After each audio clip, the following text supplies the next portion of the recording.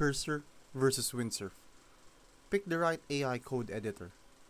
I'm going to tell you which AI code editor is actually worth using, Cursor or Windsurf. Cursor is built on VS Code but supercharged with AI. It autocompletes, explains, debugs, and even edits your code like it's pair programming with you. It's fast, clean, and gets smarter with every use. If you're switching from VS Code, you'll feel right at home. Windsurf, formerly Codium, is newer, sleeker, and focused purely on AI first coding.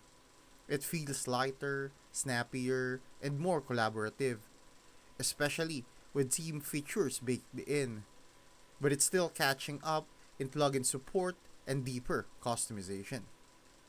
So if you want power, maturity, and stability, go with Cursor. If you're chasing a newer, AI native experience, try Windsurf. But in 2025, Cursor still feels like the more complete coder's tool.